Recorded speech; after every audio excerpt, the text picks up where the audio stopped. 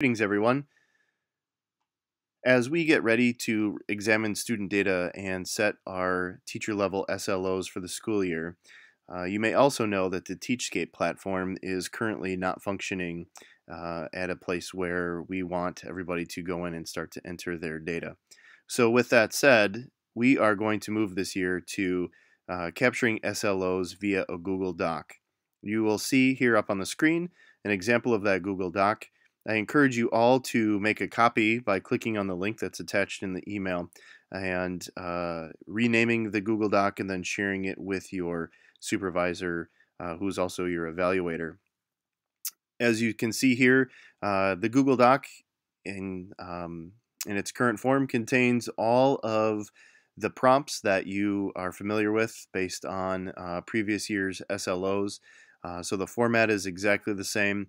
You'll see down below a place to enter the SMART goal. So nothing there has changed.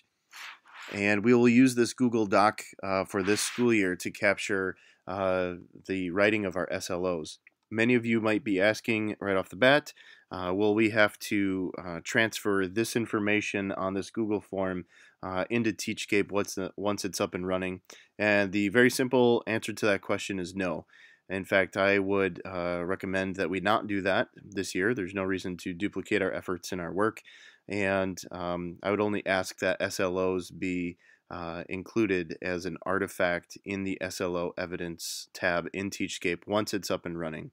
So again, don't copy and paste this information into the SLO format in Teachscape once it's up and running. I would suggest downloading this and uploading it into the artifact for SLOs later on. If Teachscape is up and running and we get to mid-year intervals this year, we'll go ahead and complete mid-year intervals as they're presented in Teachscape, but we won't worry about that until we get to the end of January and early February of this year. You will see that there are a couple of links here attached to the SLO form. I'd encourage you to take a look at it. One of those links takes you to a presentation that highlights some of the key features of SLOs and PPGs. And so I would just encourage everybody to take a look at that as a guide. And then also on the SLO form is a link to the district Google site that includes a lot of further information about SLOs in general, how SLOs will be scored, and down below here you see that there's going to be a link attached to a site called Live Binders where you can see many different examples of well done SLOs. So that's where we're going this year with SLOs. If you have any questions, please let your principal know. Feel free to send me an email or give me a call. I'd be happy to help out in any way whatsoever.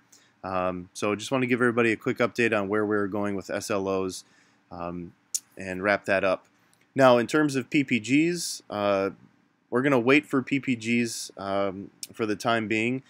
We do need the self-evaluation tool to be up in Teachscape in order to effectively complete PPGs as they're intended. So the focus for the day is really to complete the SLO.